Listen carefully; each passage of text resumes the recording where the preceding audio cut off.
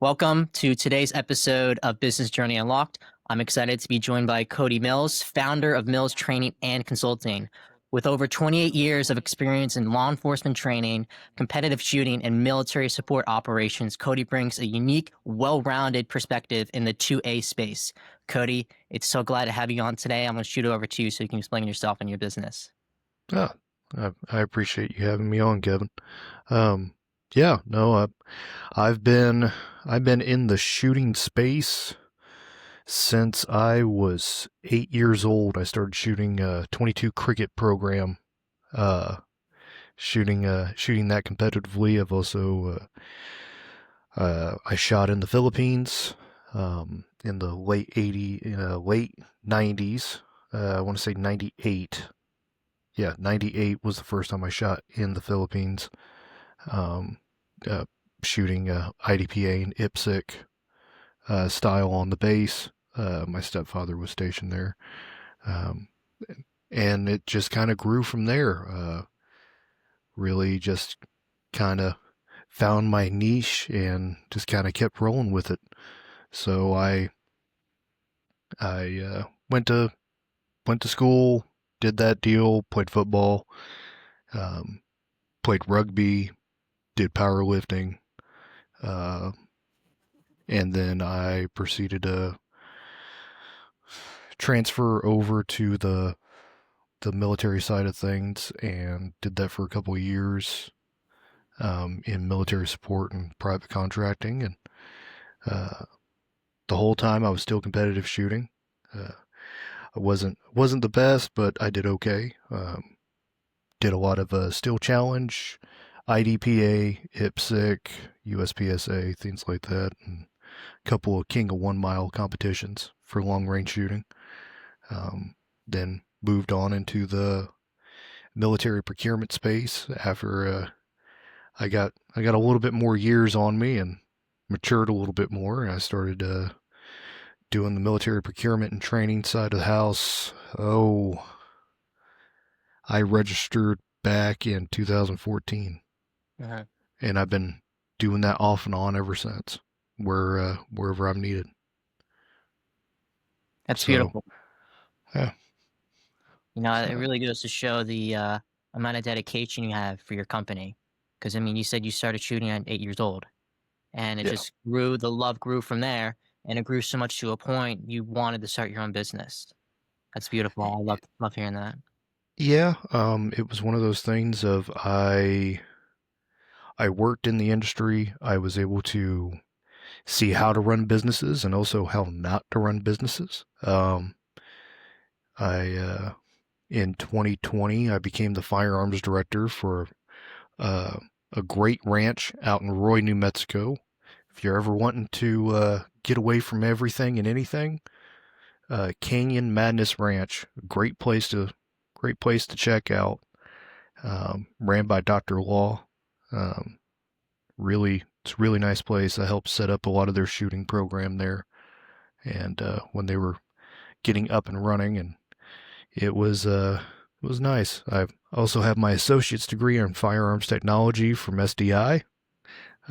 Shout out SDI. That was a great little platform to start higher education. I now have a master's degree um, from Charter University. I have a master's degree in business with a bachelor's in international business. Yeah. So it was nice. You've recently made the strategic decision to shift from the training division to solely 100% focus on the consulting aspect in your business. So, what was the business insights that drove you to that pivot, and what kind of operational problems are you more focused on solving for 2A companies? So as it sits right now, I started Mills training, the actual training aspect of it, back in March of 2024, and I was teaching a lot of classes. I went through, got my classes certified for continuing education for law enforcement. Every state has their own requirement, but there's usually a set amount of hours that a law enforcement officer has to do continuing education on every year or every 2 years. I got my classes recognized for 9 states, and I was doing a lot of classes. And then it was getting to the point of, why do I even own a house if I'm never in it? I was pretty much in hotel rooms day in, day out. And I started getting a lot more requests, not for, hey, can you come and train us? But more for, hey, can you help us out figuring out the contracts on this ammo deal? Mm-hmm. Because they heard a little bit about my past in the military support roles, and it's really just snowballed from there. I've gotten to the point where I haven't taught a class in almost 4 months because everything else has shifted to passing on knowledge that I've built over 20 years of how not to do things. Mm-hmm. In the firearms industry, it's very unique.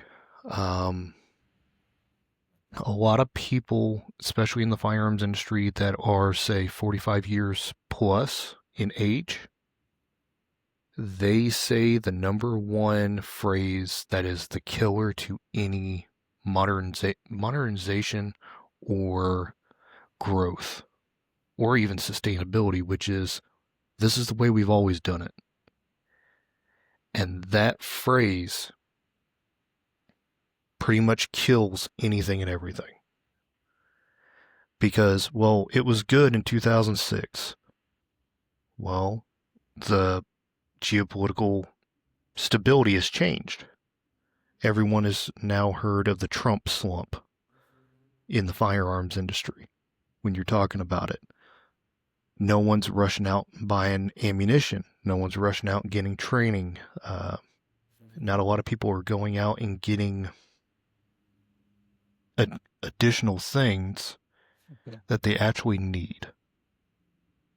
Do you need? This is what I used to tell my clients.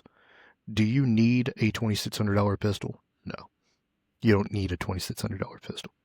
You need a $500 Glock, $1,000 worth of ammunition, and the rest of that money to go to a training class.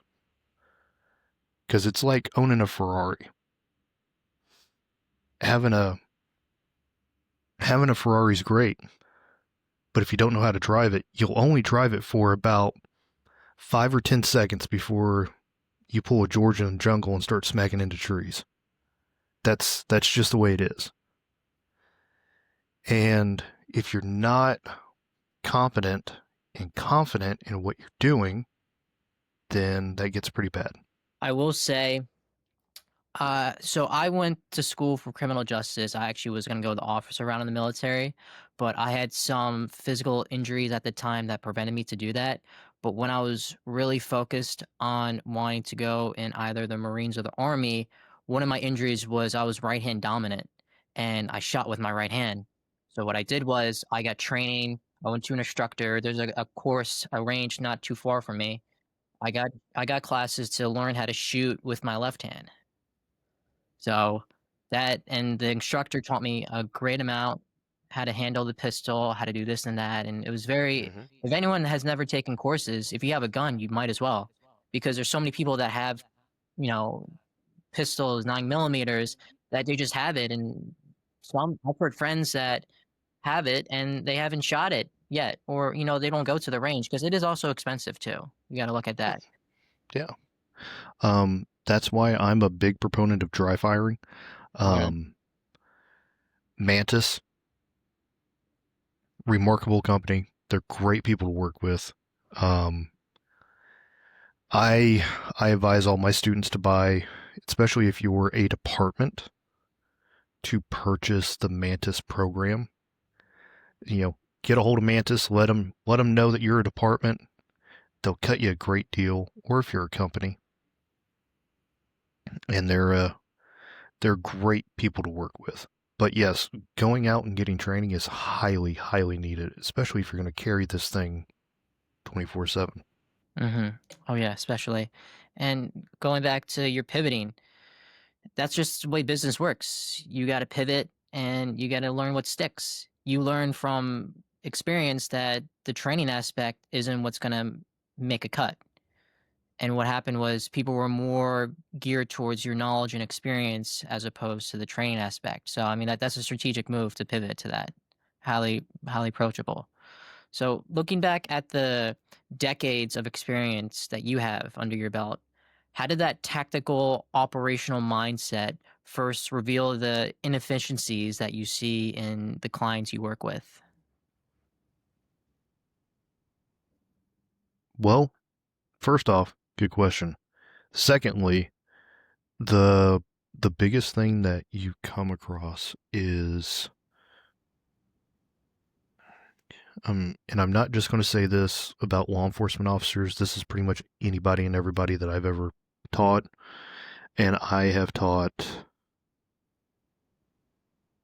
Well, last year I taught 47 classes. I was averaging 10 people a class, so 470 people Mhm. over the course of 2024 to August of 2025.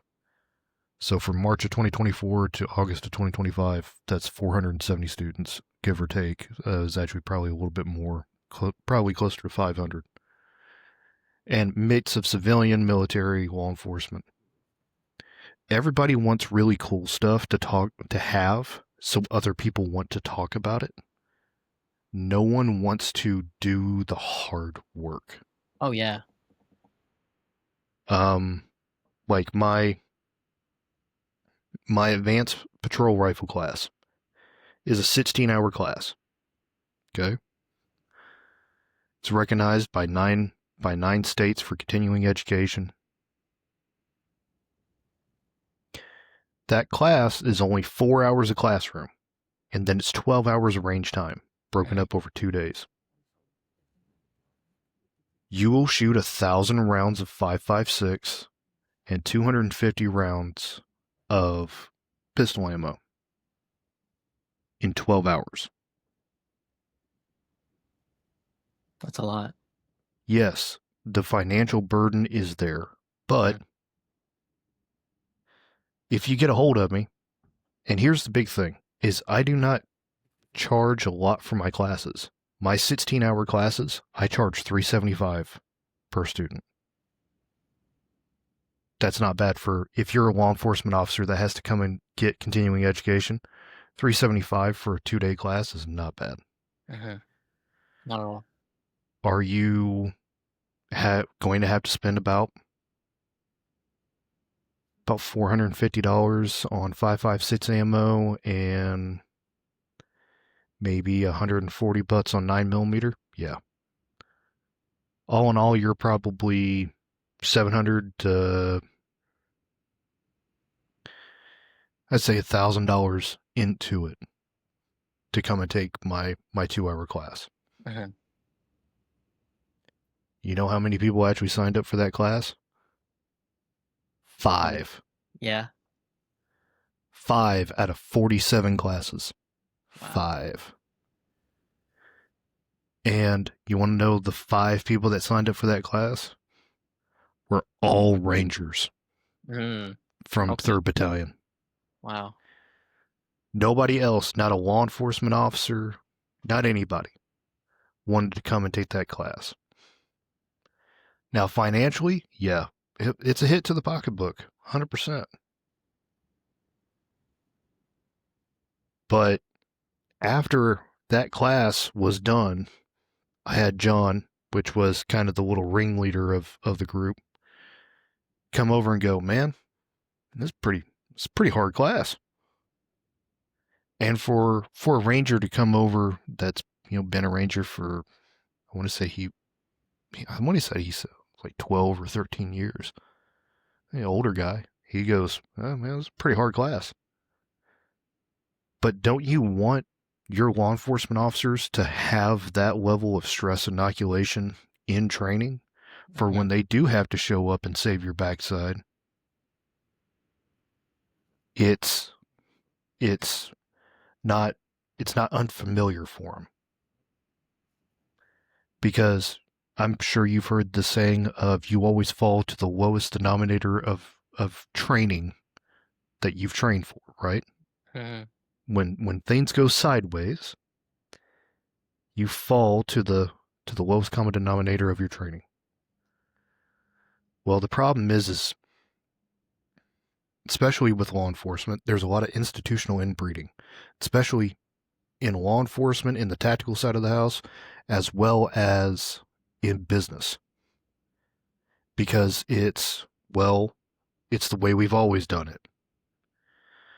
Well, why do we have to go and get a guy from the outside when we can have, we can have Greg from accounting talk about numbers? That's no big deal. Well, Greg is seeing the same stuff that you're seeing. It's about getting a fresh pair of eyes on the problem or the subject or the system that isn't performing the way that you need it to. The biggest issue that I've ran into on the tactical side of the house, as well as on the consulting side of the house for large corporations, is you'd be amazed on how many times they know the problem exists, but because it hasn't killed anybody or caused them financial hardship, they don't want to change it. Mhm. There was a department that we had to have a heart-to-heart, and I mean a real heart-to-heart, because my specialty is in armor. I like ballistic ratings, armor, things of that nature. I like developing new things. I like helping companies out. Their level 2A armor, which is only rated for 357 Magnum, soft body armor, was from 2006. Think about that. This was 2024. Wow. And I said, okay, it's supposed to be able to stop 9mm, 357 Magnum. Okay. This is not a small department, but a pretty good sized one. They got about 100 officers that work for them that wear a badge, a vest, and a gun every day. Mhm. So we went out and we shot 5 of those vests with just basic AAC 115 grain 9mm out of a Glock 17. And it zipped right through both panels, front and back. That's horrible. The problem was they openly admitted that they knew that the vests were outdated. But, we never had a problem before, Mm-hmm. was their answer to me. That's a problem. Oh, yeah. Complacency kills. Mm-hmm. Complacency kills, period. So we ended up getting that rectified. I ended up finding them a good solid deal. They were able to pick that up. They were good on that. But the same goes with consulting. I had a company.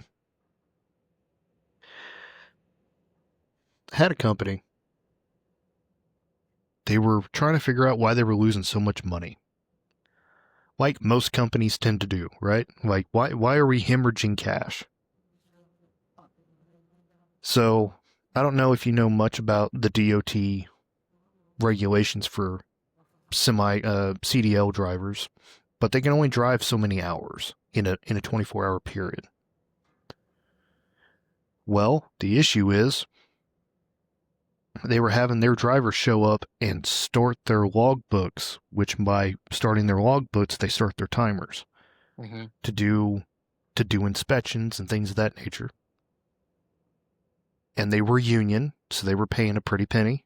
to have these guys here, and they were having them show up 2 hours before shipping and receiving showed up. So think about that. They have 40 drivers every day. It's a lot of money. Showing up 2 hours at roughly $45 an hour per driver. Mm-hmm.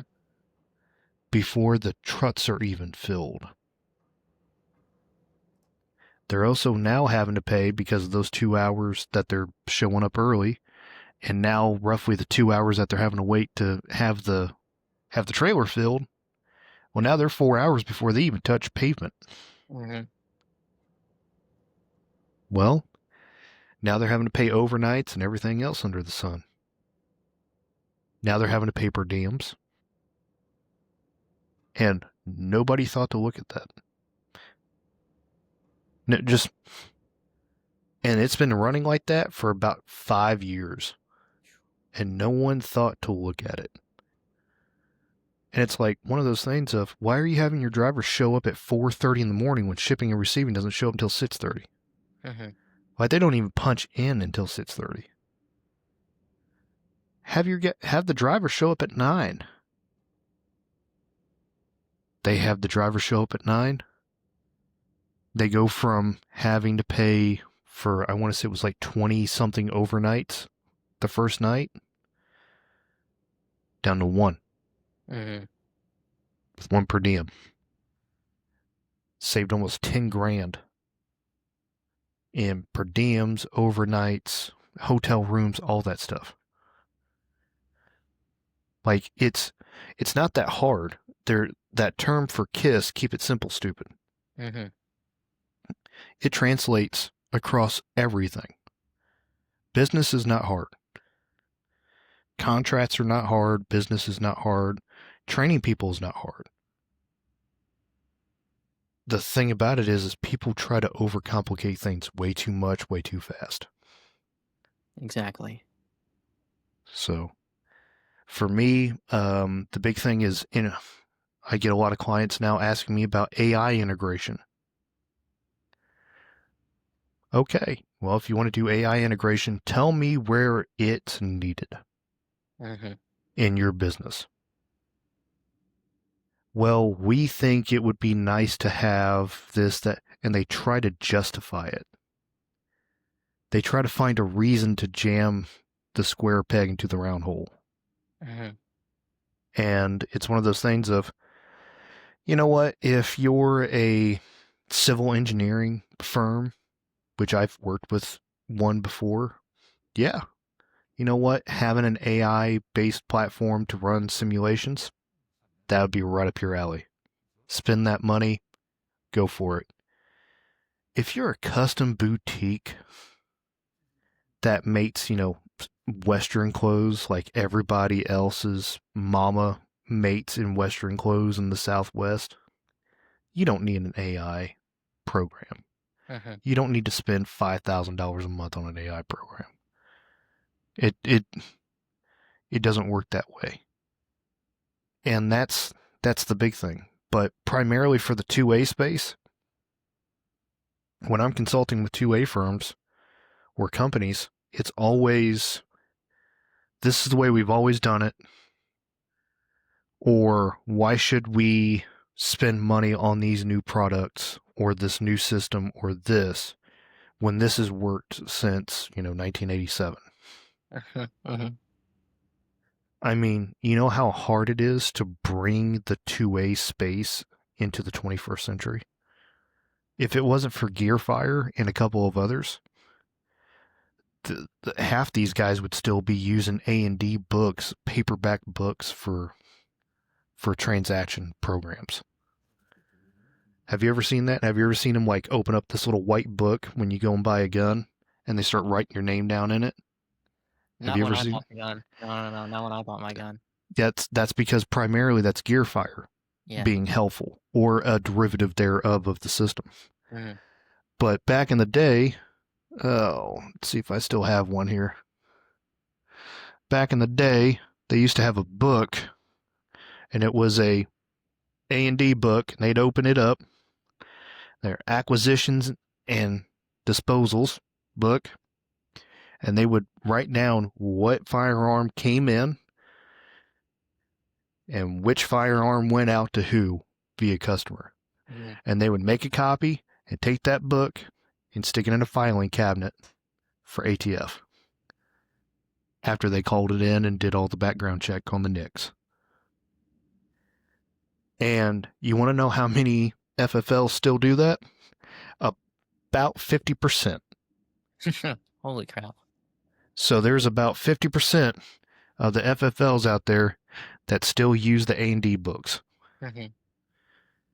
And they'll scan a copy, send it off to the ATF, but they'll keep the hard copy in their little fireproof case, their filing cabinet.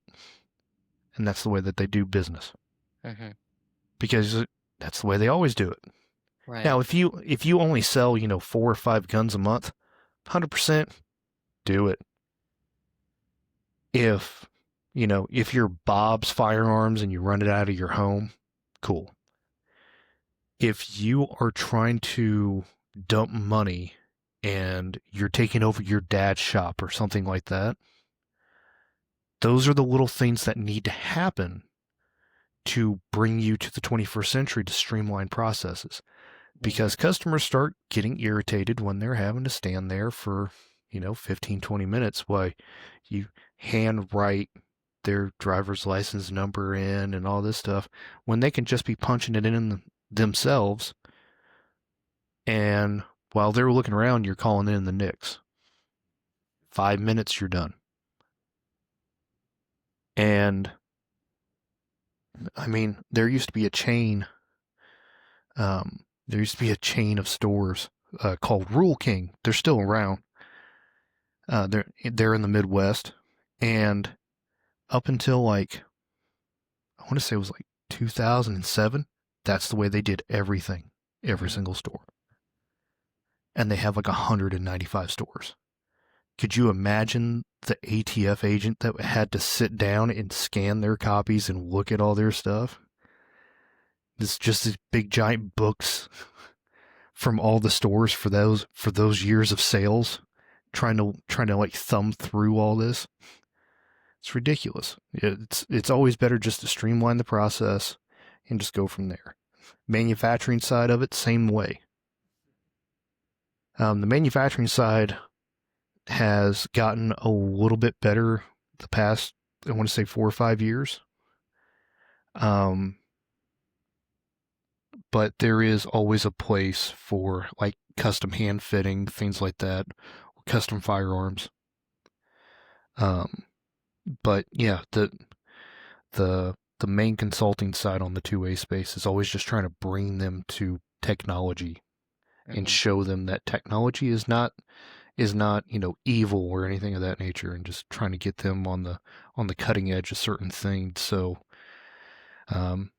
I mean, the perfect example is Anderson Manufacturing being acquired by Ruger. Anderson stopped growing as a company in 2007.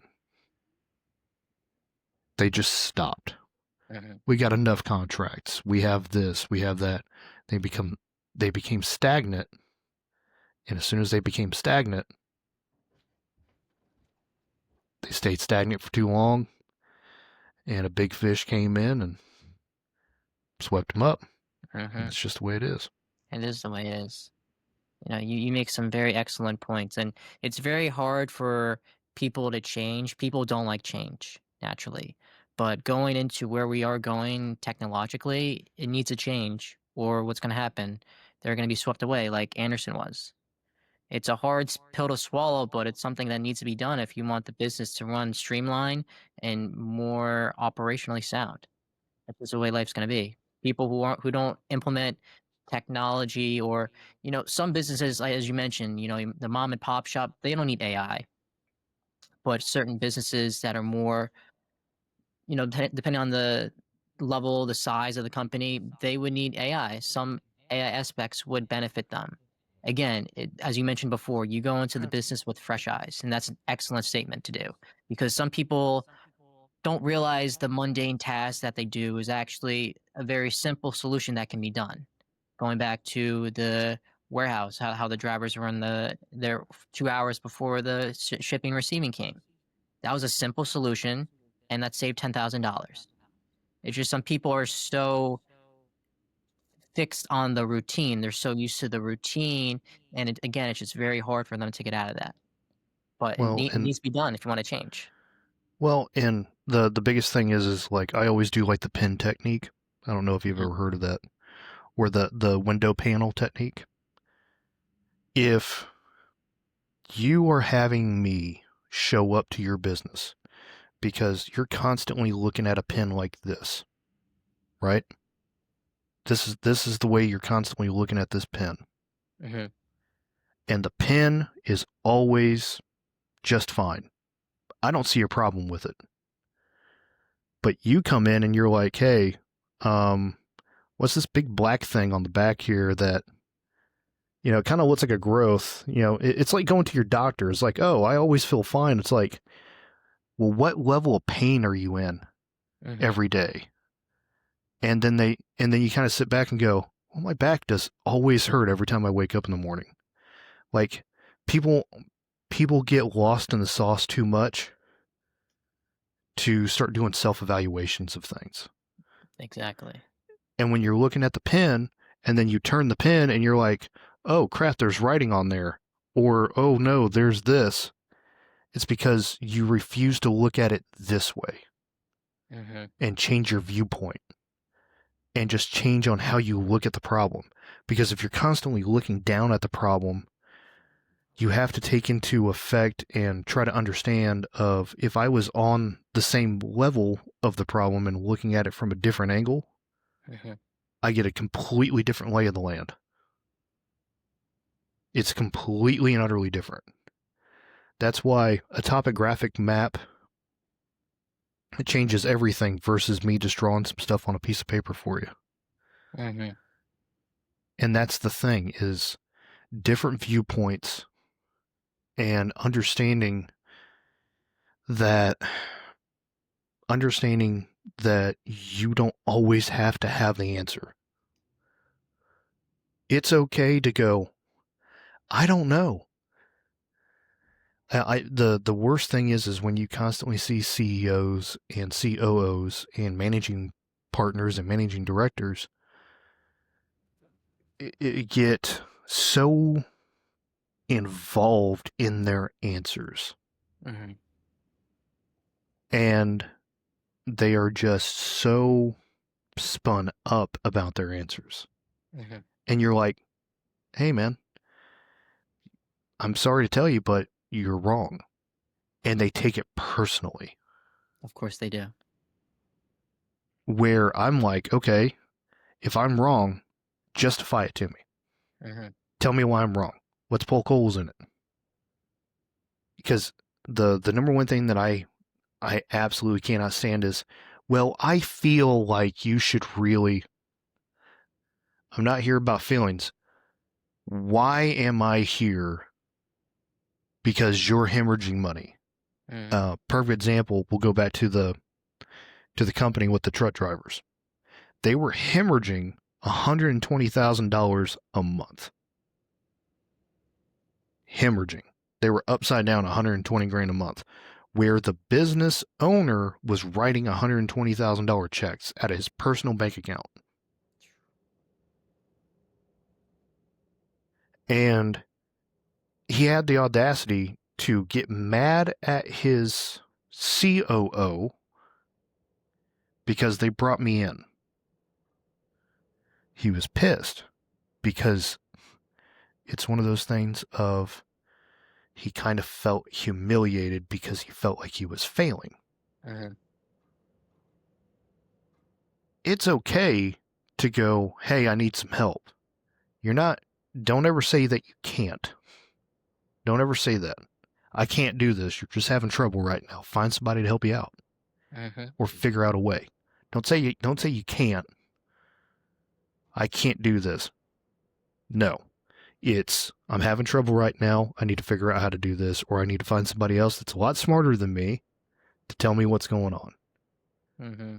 Exactly. And it's one of those things of he sat me down and he goes, Kody, I'll be honest, I really didn't like you for the first 2 weeks. And I was like, oh, okay. Well, I appreciate you being honest with me, Ron. I appreciate that. And he goes, I was really just ready to pay you your 6 months of contract until you get out of my office. Okay. He goes, but then, when you came in, you changed some things up, and I came back, and we were actually profitable for the first day, for the first time in 9 months. Okay. And you got to understand, the whole truckers coming in early was for 5 years. Mm-hmm. They've been eating through their savings the whole time. So they've been eating through their rainy day fund the whole time that this has been going on. And it only became a problem when he was physically and financially affected. Mm-hmm. Because he had to sit down and start writing checks for 9 months. He knew it was a problem. He knew he was leaking money. He knew it. That's the problem. Almost what was it? He came out to be like $1.6 million every year that he was throwing money away at. But it doesn't affect me. So he wasn't really looking at it because, it's still showing positive cash flow over here. Mm-hmm. Well, if he was a little bit smarter, he would have taken that, started doing some things and figuring out the math. It kind of shows that you're upside down and in the hole. But he didn't want to admit to it because he could figure it out. False bravado really screwed him on that one. And it's one of those things of you can't be like that. You have to be able to go, hey, I'm not the smartest guy in the room right now. I need to find somebody that's smarter than me. Mm-hmm. And I'm not saying I'm the end all be all answer on that, but being able to turn around and ask for help, 100%. 100%. That's the way it needs to be. I even ask for help sometimes. I'll ask for help on jobs that I'm consulting on. I'll reach out to other experts in the field and go, hey, this is the problem. I'm obviously going to pay you for your time, but I need your assistance on this because this is bigger than I am. Or this is a specialty thing that I have no subject matter in. I'm not a subject matter expert in this. I'm going to bring one in and we're going to figure it out together. Because that's the biggest thing. Manufacturing and process streamlining, that's where I'm really good at. When it comes down to IT work or anything like that, I have people for that are specialists for it. Yeah, I know what a server is. Don't ask me to install one. It will get real bad real quick. But that's the thing is I'll reach out and I'll grab somebody to help me out that is way more specialized in that field and figure it out. You'd be amazed on how many owners and business owners and firms do not want to do that. It's a shame, really, honestly, because going back to a hard pill to swallow, some people, as you mentioned, they don't want to accept the fact that they failed. But there's a reason why you're there. You're there to help them. You're there to complement them. You're there to fix the inefficiencies that occurred. If you weren't there, then the business would be running smoothly. But obviously, there is something wrong that you're there to fix. And some people, again, just can't grasp that fact. They think based on their title, and that's only just a title. At the end of the day, we're all the same person. When you strip down all the titles, when you strip down all the different categories, we're all human. We just have different experiences, different knowledge, different skill sets that makes us unique in our own special way. And what you have is different than what the CEO has, but you're there to complement their business. And it's pretty funny how he was going to pay you the 6 months just for you to get out. But after you realized your value, that's when he sat down with you like, wow, Kody, like that's amazing. And you Well, proved him wrong. You're there well, to show. yeah, and the thing about it is Kevin, it's one of those things of you were legitimately going to think about throwing 6 months of payout just to get rid of me because I may hurt your feelings. Like what? Like let's really kind of simmer on that for a hot second, because I hurt your feelings because I came in, I waited 1 week, and I literally stayed at that office for 18 hours a day. I was showing up before the drivers were showing up. I was showing up at like 2:30 in the morning, and I wasn't leaving until the cleaning crew was showing up around 11:30 at night. And I was just to figure things out and just watch the company. Because if I don't know what I'm looking for, I don't know how to fix it. Like, yeah, you're leaking money. I've already had my accountant guy look at it. We know you're leaking money on the driver's side, but how? Because I can tell you, like, oh, it's just union drivers. Sorry, that's just the way it is. But, like, how are you losing the money? And seeing that for a solid week, and I'm like, why are the drivers here at 4:30 in the morning? Like, because I could hear their trucks starting up before they walk in and start clocking in. I'm like, nobody else is here, and they're just sitting around, just eating donuts and drinking coffee, and not doing anything. I'm like, for 2 hours, I'm sitting there in the office, by little window, staring down onto the manufacturing floor, like, okay, you guys gonna do anything? Like, what? Do I have to go down and like poke you guys with a stick? Like, what are you guys doing? And they go, oh yeah, that's the way the old manager used to have us come in. The guy that's been fired. And no one changed anything. Because that's the way we always did it. No one took the time or the initiative to think things through. And the new manager just ran them like that for almost 2 years. Because that's the way his boss ran it. The guy that got fired for wasteful spending. I'm just going to keep doing the same thing he's doing. And I was like, okay, why don't you just have your drivers show up at 9? And then that way they get more time to drive. Because I asked the drivers, I'm like, how long does it take you guys to do a vehicle inspection? Like check the trucks over, do your full little DOT vehicle inspection before you get on the road. They're like, 15 minutes. So they have an hour and 45 minutes before the shipping people showed up to even start loading the trucks. So they have 4 hours of downtime, give or take, that they're getting paid for at $45 a person. And you have 40 drivers. That's a lot of money being thrown away. Yeah. And you fix that.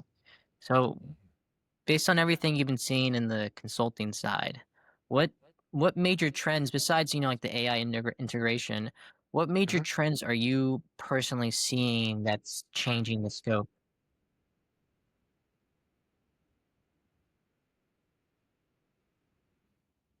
The major trends, obviously, it's AI powered.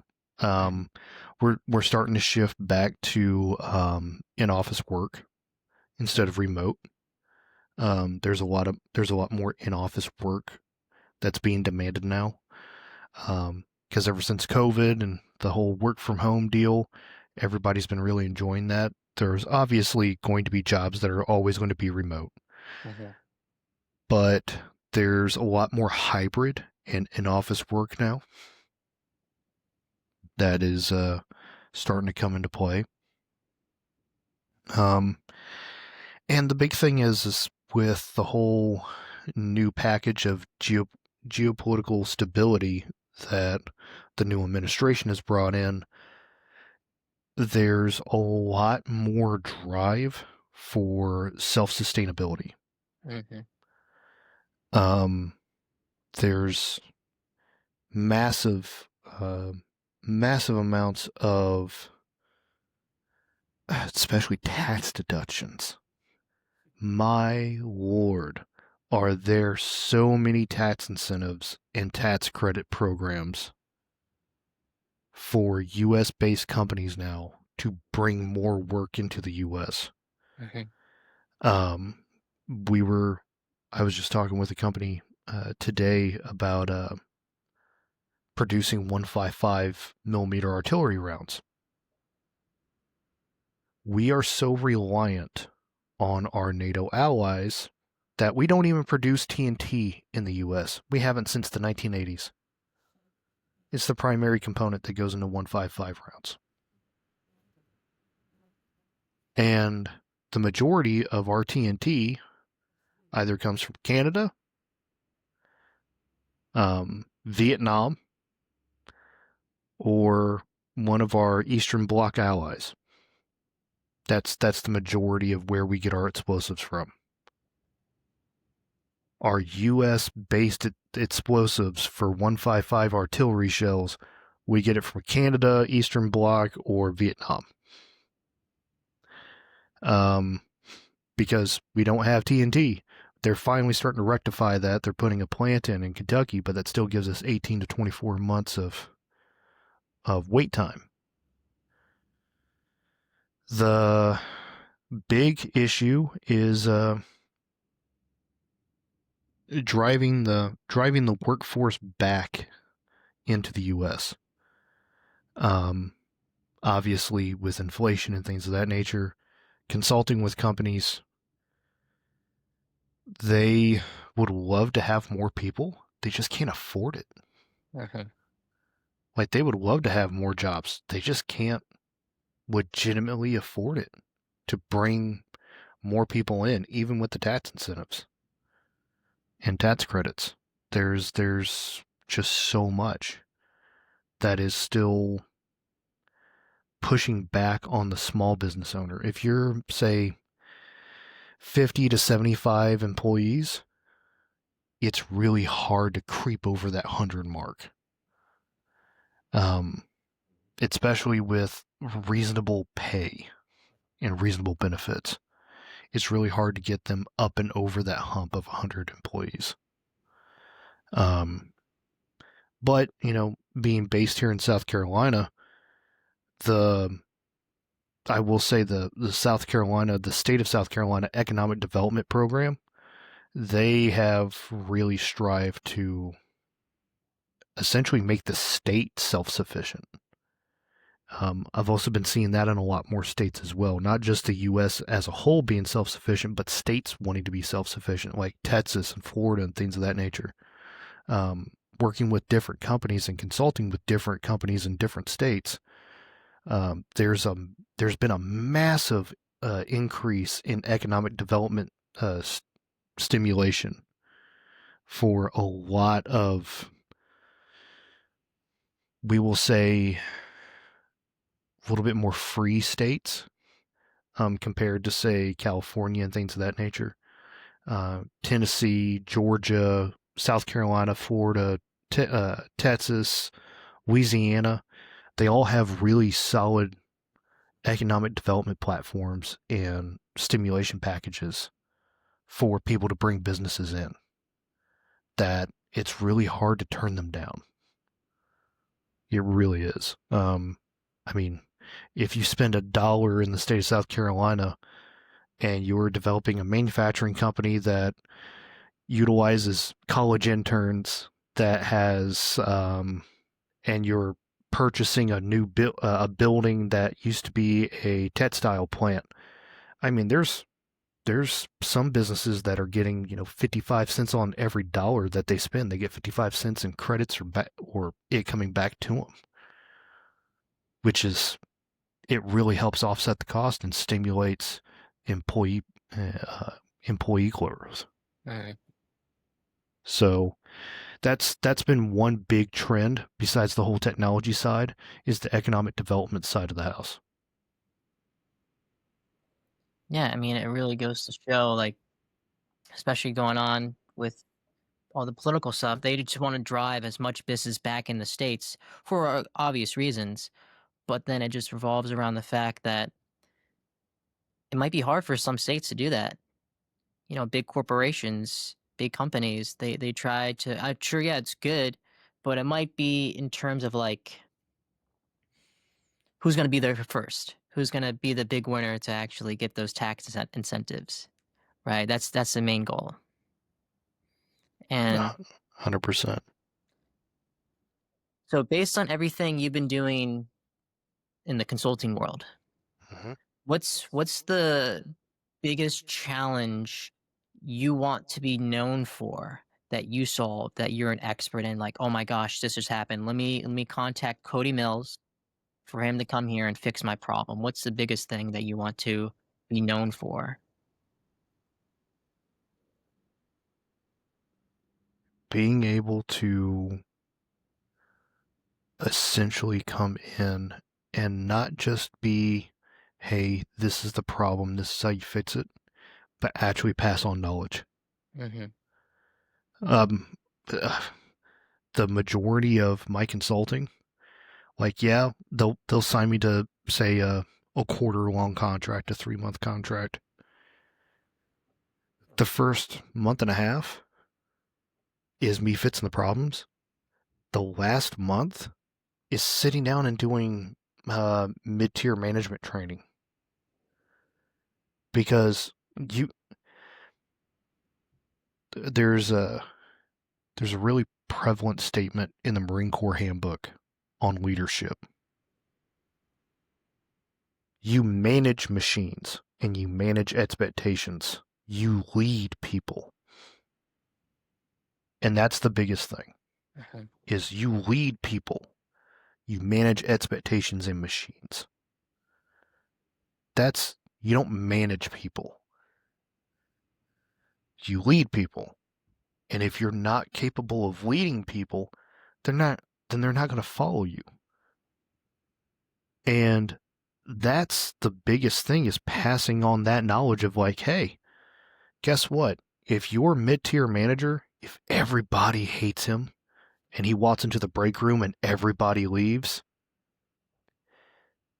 may not be the best guy for your first shift for your CNC operators. He may be a great CNC operator, or she may be a great CNC operator, or they may be a great person for the process or program in which you run inside your business. That doesn't always make them management or leadership material.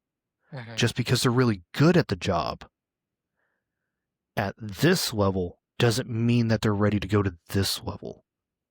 And that's the biggest problem I enjoy solving, is going, hey, it's okay. Greg at the CNC machines, he's great at it. Have him teach people. But the thing about it is people don't trust him. People don't want to listen to him because Greg's a little bit of a, well, Greg is Greg. And that's when people say that about you, because they don't want to be defamatory, and they're just like, well, he's a special guy, that's not good. So having those people in leadership abilities really drags a business down, and I mean a lot. Like, we did a simple change of leadership for one company that was a CDL. It was just a transport company. That's all they did, was a third party logistics. That's all they did. We changed from the mid-tier manager, the shift supervisor, rotated him out and stuck him in the office. And we essentially, kind of like Lord of the Flies, Survivor style, we had everyone on first shift vote for the guy or girl that they liked, that everyone liked, right? I love that. And it was a really nice lady named Denise, and productivity went up 34%. Think about that. Because everyone hated Michael. Everyone loved Denise. So when she had to come by and tell you, hey, I'm sorry you can't take your lunch break right now, but can I get you to rotate lunch breaks with Greg, and we'll just swap you out real fast? Yeah, sure, no problem. That type of attitude, easily fixed. Mhm. Everything's done. She went around, she banged everything out. You know how nice it is to have all your picking orders, picked to be loaded on a truck and everything for shipping? All your picking orders for the full 24 hours be done by the first shift?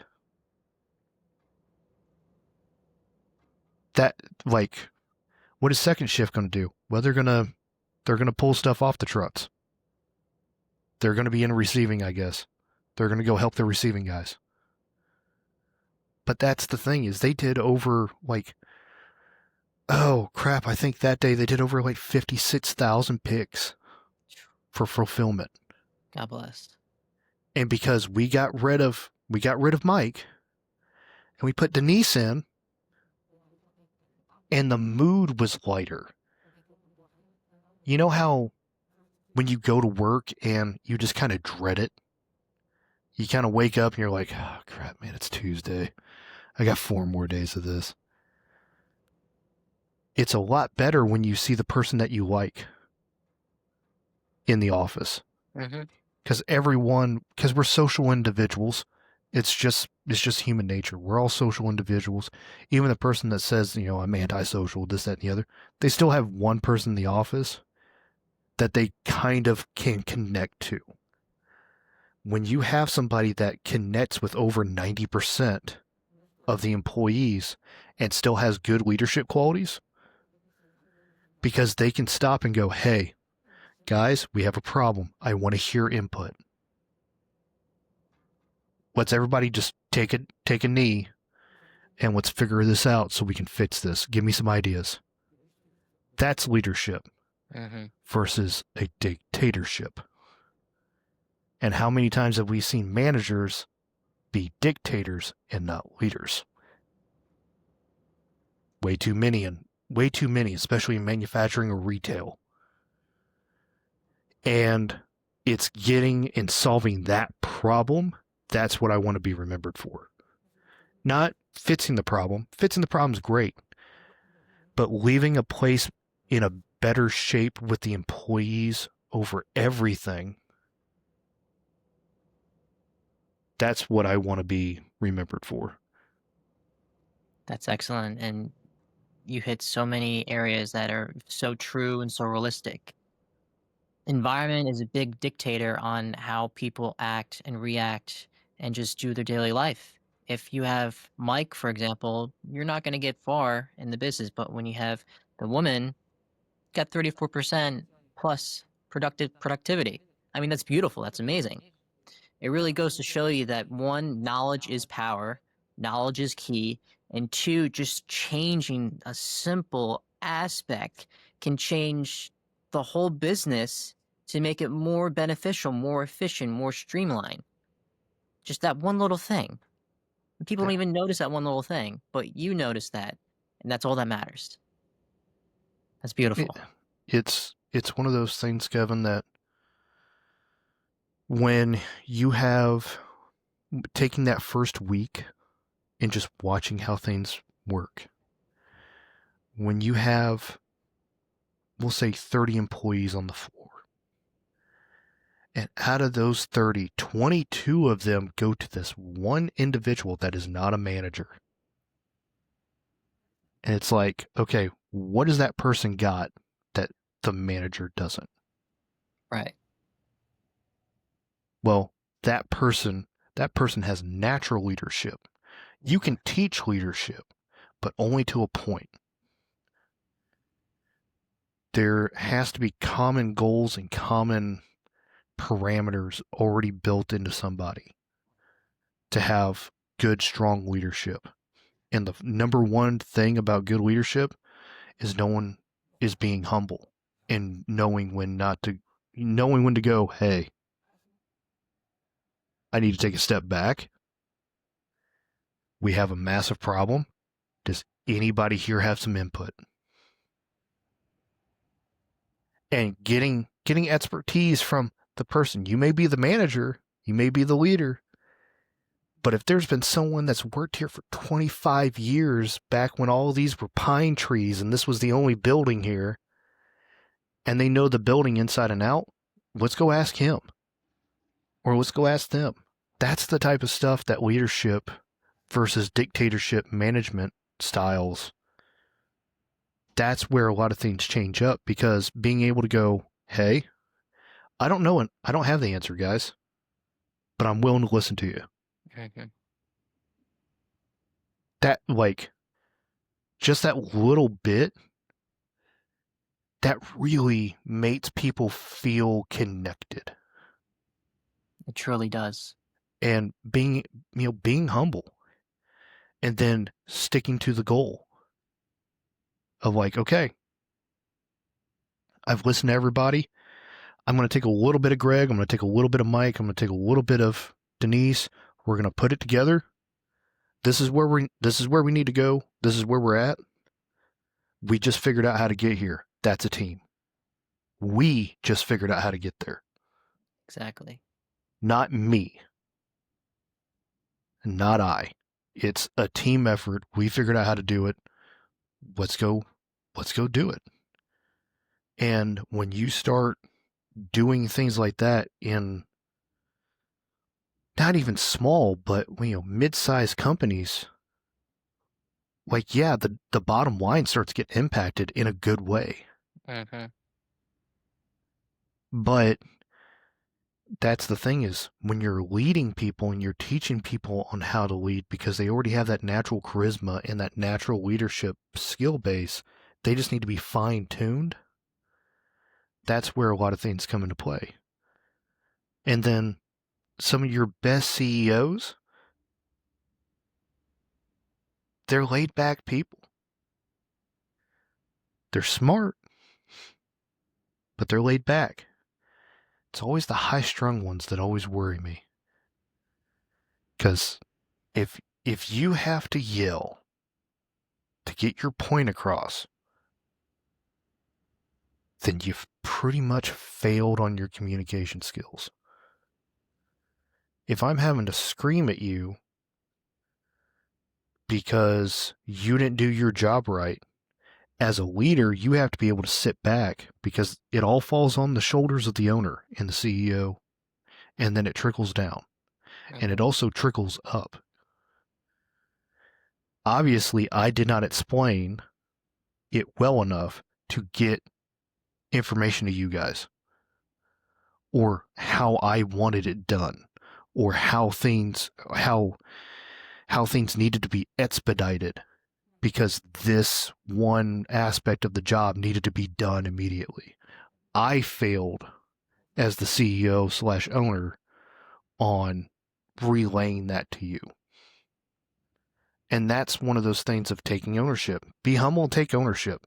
If you can do those two things, people will follow you to the ends of the earth. Mm-hmm. And being able to pass that knowledge on and get them to understand, get people to understand that.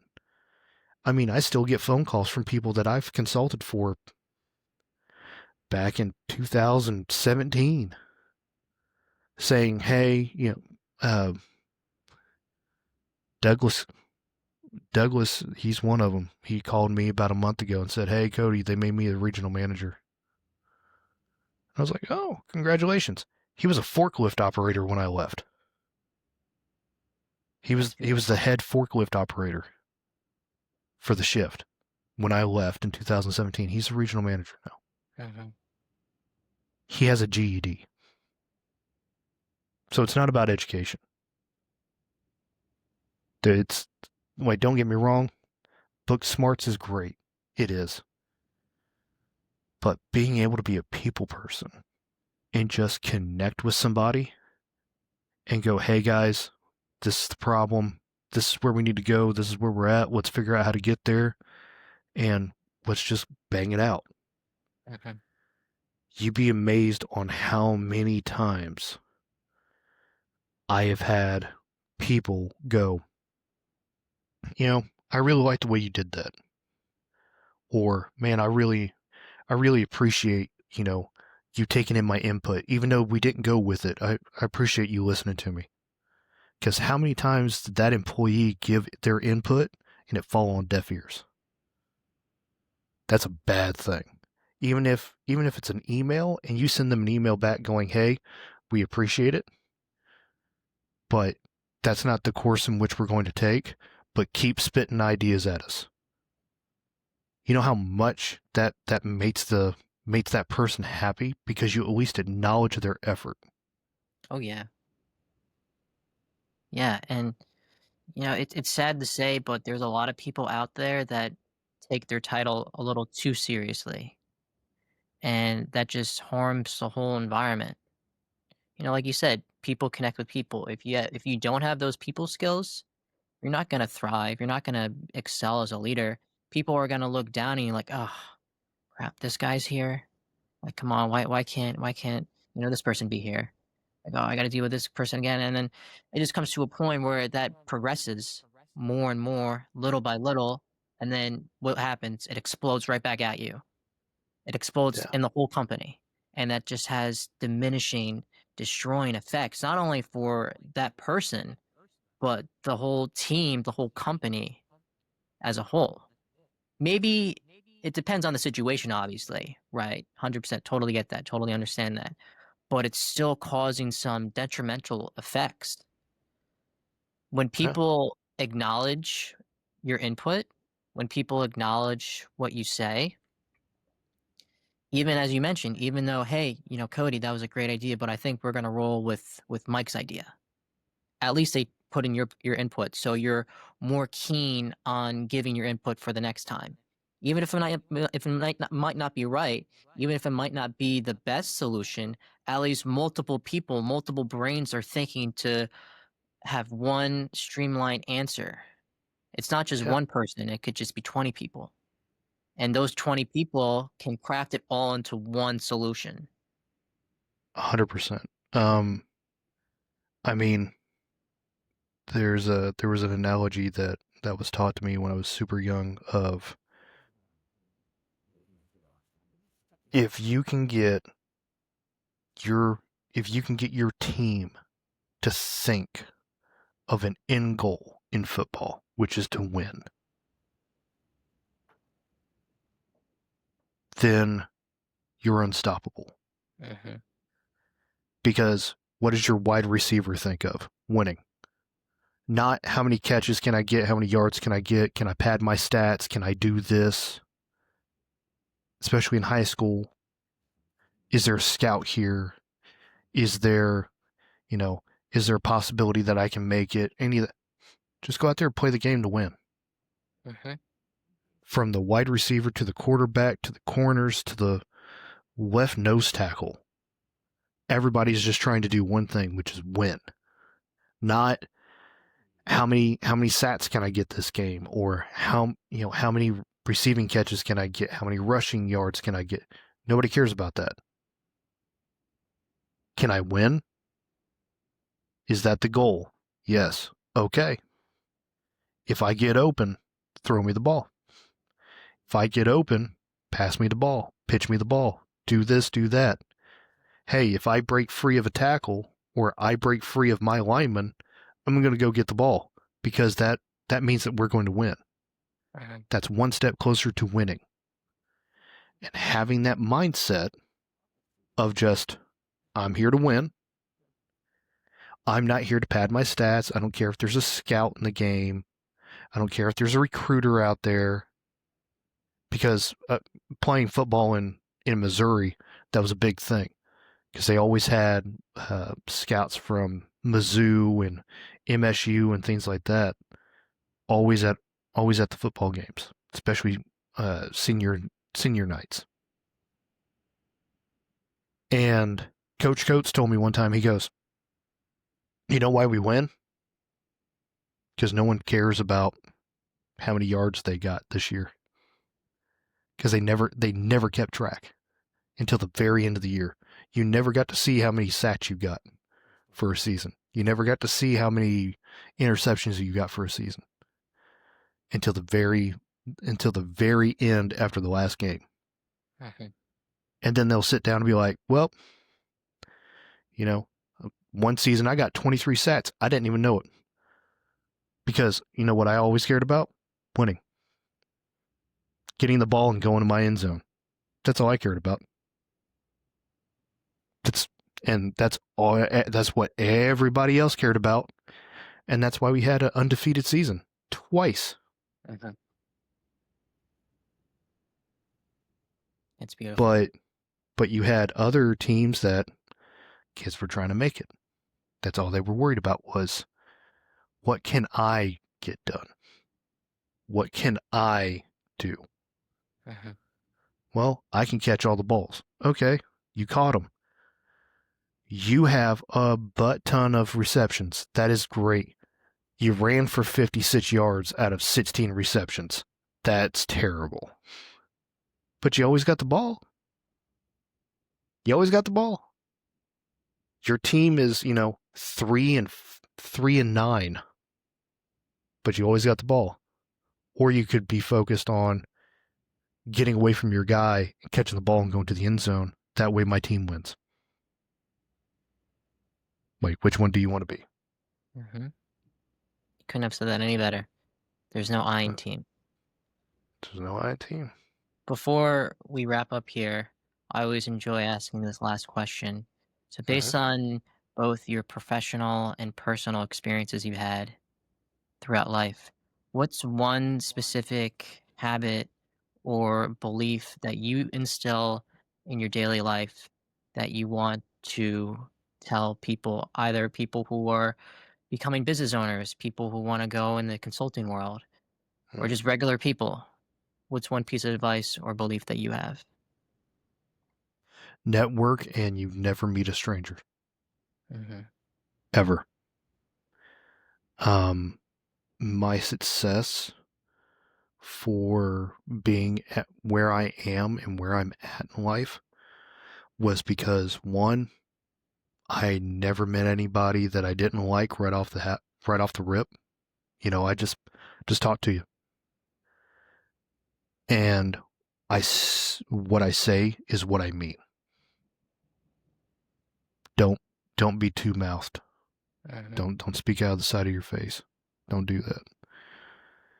Mean what you say, 100%, and be genuine, Mhm. and just talk with people. Because the biggest thing, the best client I ever had, I thought was homeless. Think about that. The best client I ever had, the first time I met him, I thought he was a homeless guy. Holy jeans, just caked in grease and mud, jean jacket that probably hasn't seen a washer or dryer since like 1985. Just raggedy, dirty face, dirty hands. He owns 175 diesel shops. He was a diesel mechanic all of his life. I stopped on the side of the road to make sure that he was okay because his car broke down. Mhm. And I thought he was living in it. To be completely honest, I thought he was living in it because there was just like tools and like a couple of changes of clothes in it. Like the fellow was worth over like $600 and something million, and he drove a 2003 Toyota Tacoma. and just raggedy. Mhm. And pulled over on the side of the road. I'm like, hey man, you all right? He's like, yeah, I'm good. He goes, I'm just taking a break. I'm like, okay, just taking a break. You need anything? He's like, no, I'm good. So I went back to my car and I got a bottle of water and some sandwiches because I had some road food and a little bag of chips. I handed it to him. I'm like, hey man, just in case you need it, there you go. And I gave him my business card. He called me about a month later and said, hey, I'm at my shop in Warrenton, Missouri. Can you swing by and help me out with some things? And I'm like, yeah, sure. At the time, I was already in Missouri. Swung by. He was a lot. He was a lot more cleaned up then, but still dirt under his nails. And he's like, yeah, I'm Greg Patterson, Patterson Auto and Diesel Repair. And at the time, he had 176 shops. He worked on all the big rigs, Peterbilt's, all that. So if there was ever like a broke down diesel truck, it more than likely went to his place. If you were in Nevada up to Montana over to, say, Kentucky, he just had shops everywhere in that area. He was, when I met him, he was driving from going out and making a service call. And he put on his dirty clothes, his old dirty mechanic clothes. He was the best client ever. I was like, dude, what do you need me here for? Like, I think you're doing okay. And he goes, yeah, but it's always nice to have a fresh pair of eyes to look at my books. Exactly. And we found some faults, and he'll still call me every once in a while. He's 100% retired now. I don't know what the company's name, or if they kept the name or whatever. I know he sold it to a merger and acquisition firm. But he's retired now, living in Boca Raton and enjoying life. And that's the thing, is he was my best client. Because he was just like, yeah, no, I'm doing okay, but look at my books just in case. And we found some discrepancies on where we can tune things up, and parts suppliers, things like that, changing out some vendors. Saved him a couple of $1 million over the course of a couple of years, and he sold his shops, sold his whole portfolio. So, network, never meet a stranger, and just mean what you say. That's it. That's all you got to do. That's beautiful. And it really highlights the fact that you never know who you're going to come across in life and how they're going to help you in your life. It's sad to say, but nowadays your word isn't your bond. I'm a very firm believer that your word is your bond. Actions speak louder than words. But a lot of people just say what they want just to please others, and they don't follow through on those actions. That really bothers me, because your word should be your bond. Yeah. Back then, a contract was a simple handshake. Now people don't even abide from contracts that they sign. Yeah. Take that in. That's horrible. That's absolutely horrible. And you know what? Yeah. I don't even know what it's going to be like a generation from now. How are they going to be? Especially with all this AI, all this technology. We're just so inundated with technology and information that we're getting further and further from personal interactions. Everything is just behind a screen. People are keyboard warriors. People say whatever they want when they want, with they thinking that there's going to be no repercussions, but there are. There are Well, repercussions. yeah. But it's still from the fact that it's just dividing us, and not a good way. And I personally feel that with everything going on, it's not going to get better. It's gonna get worse. There's always a turning point. Um, for me, it's always funny to me that, so many people say that we have gotten smarter and everything else. You know, if you go back 5 generations, they used to teach Latin in high schools. Think about that.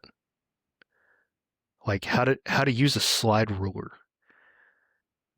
They My grandpa grew up a rural, poor immigrant in the hills of Georgia in the 30s, making clay bricks for like 2 cents a brick. Oh wow. His school still taught Latin. Think about that. It was mandatory that you learned Latin. We're supposed to be the smarter ones, the more educated ones, and everything else. The more you integrate AI thinking for you, the dumber you get because you're not using it. You can be as worldly as you want to be. I've met a lot of worldly people in my life. And they were also some of the dumbest people I've ever met. Just because you went to, a couple of places, you've seen a couple of things, doesn't mean that you're educated. It just means that you had money to burn. Mm-hmm. 100%. You're so right on that. For me personally, there's a difference using AI and automation if it complements the business. If you're overly dependent on using it, that's a completely different story, completely different ballpark. It shouldn't take away the thinking aspect. It should complement the business, complement your life. But there's so many people out there nowadays that just use it for the simplest of tasks. The simplest of tasks that need very minimal brain thought, brain activity, but they still just chug it into Chat GBT or Perplexity or, Open AI, Deep AI, whatever. And they're like, wow, that this is so great. This is so smart. But like, you already knew the answer. Why go on those platforms? Because it's only making you using less of your brain power. And there actually was a study done comparing people who use Chat GBT on a regular basis and people who don't. And comparing the two, the people that used ChatGPT were overly dependent on AI. Their brain activity was diminishing. It was a lot lower in comparing the people who don't use it because they're still thinking. Yeah. I Don't get me wrong. I use OpenAI. I use ChatGPT. I use it almost on a daily basis. And But there's it nothing wrong with is, yeah, it's primarily me grabbing, 15 different things for a client and going, hey, make a process list 1 through 15, starting with the first one that I enter, ending with the last one that I enter, and just boom, boom, boom, boom, boom, boom, boom. Here, while that's doing that, I'm over here doing this and just typing away on other stuff. And then it'll figure it out. I'll edit it because 90% it's 90% of the time it's wrong to one degree or another, or the language isn't correct. And but it just saved me, 15 minutes of work so I can do something else. Mhm. And I'm not asking it to do complex equations or anything. It's just the fact of I don't like having secretaries. So that's pretty much what I use ChatGPT for, is having a secretary that I can just implant what I need and then go on and do my daily business. But everything that I do, I mean, I still use I, I'll catch a lot of flack for this, but I've taken away my iPhone and gone back to, what is this? say it's like an S22 or an S23 Samsung, if I could get it dumber, I would, because a phone is for making phone calls. Mm-hmm. I'm still from that era. Like, I'm here to make phone calls. I'd rather talk to you on the phone. That way I can connect with you instead of via text message. If I have to send an email, then I have to send an email. No big deal. I can do that. But I'd rather talk to you on a phone, and because then that way I can, one, listen to how you were answering me, and two, if there's a problem, let's solve it right here, right now. Mm-hmm. I don't want to solve it 20 minutes from now. Let's solve it right here, right now, and it's done. Okay, cool. Yep. All right. Yeah, we just needed to move the reservations to 1:15. Perfect. I'll do that. Bam, bam, bam, bam, bam. Okay, done. Everybody's happy. Instead of, texting back and forth and everything else. And I 100% agree with you. People that are so reliant on technology, it gets bad. I remember I was doing a land nav course, and there was a gentleman that, it was a civilian land nav course, and I was doing it to, brush up on my skill set, try to keep somewhat sharp. And there was a gentleman that he was so reliant on his GPS, on his Garmin. He was walking and doing this the whole time, and just watching his Garmin, and I'm like, "Oh, dude." And 6 hours later, guess where he was? He was still out there. Everybody was over at the rendezvous point, and we had to leave the rendezvous point and go search for him because his battery died on his Garmin watch, and he didn't know where he was. Yeah, Didn't know that's how to read a map right. because he wasn't paying attention because, I got a Garmin. Yeah, I'm good. I've got a watch. You know what it does? Tells me time. That's That's all what I you need a need. watch for. Mm-hmm. Yeah, I've got a date. That's all I need. Yeah, I mean, I'm not a big proponent of Apple Watches. I wear watches my grandfather wore. Those are the only watches I wore Yeah. because I'm like you said, watch only should only tell time. That's all it should be. And Yeah. it's funny how you bring up your phone because there's a lot of instances with me. I'm like, I don't need this iPhone. I'm more of a on the phone person. There's a lot of people in my generation that don't like talking on the phone. I've had friends, give you just a quick example. I've had friends in the past, I'd give them a call. They didn't answer. No biggie. That's a quick voicemail. They'll text me maybe 5, 10 minutes later. Hey, sorry, I didn't get your call. Like, what's up? You know what I did? I called them right back. And guess what? They still didn't pick up the phone, even though they just texted me. I'm like, Yep. what are you doing? I know you're on your phone. Why won't you pick up the phone? People are just, it's weird. People just have like such anxiety talking on the phone, and that doesn't make sense at Yeah. all. The No, way I was a pager. I was a pager kid. the way the way my generation is going, it's just so strange. If you pick somebody in the early 19th century, 20th century, and they see how people are nowadays with my generation, they'd be like, what's wrong with you guys? What is absolutely wrong with you guys? And you know what it Yeah. is? It's just technology.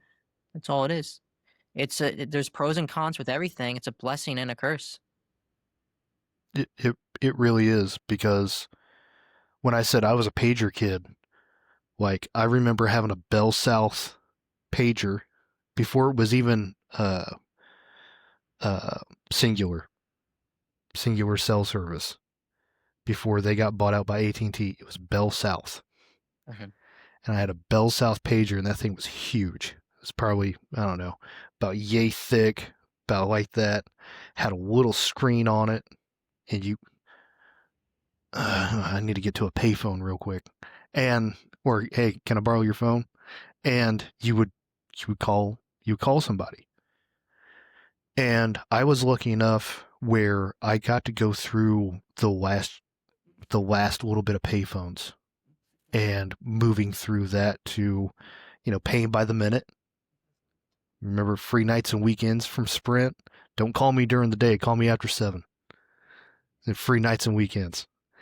And then moving to what we have now and seeing how dependent people are on their phone. Like I love my god niece to no end. I do. She's lived in the same town all her life. Just to preface this, same town all her life. She got lost in the same town that she's lived in all her life because her phone died. Because she is so used that the only way she knows how to drive is with Apple CarPlay telling her where to go. That's horrible. And I'm like, you've lived here for 19 years, you lived here all your life. You don't know how to get to Walmart. Well, because it tells me, and I'm like, okay. I don't know how to, like, I don't know how to work with that, man. Like, I did not know how to respond. I'm like, I just called her mother and I'm like, you need to fix this. Like, you just need to handle this. I'm not an adult enough for this. This is your problem. Yeah, you made her. Here you go. This is your problem. But yeah, no, it's one of those things of she got lost and her iPhone broke and the battery wasn't charging and I don't know how to get to Walmart and I'm like, where are you at, Burger King? Okay, if you're facing north, which way is north? Okay, this is not going to work. You don't know which way is north? Then I have failed you as an uncle. If you can't tell which way is north. I'm like, what about your Apple Watch? She's like, oh yeah. She's like looking down at her Apple Watch. She's like, yeah. I'm like, okay, turn your head to the left. You see the big giant blue building that says Walmart in white lettering?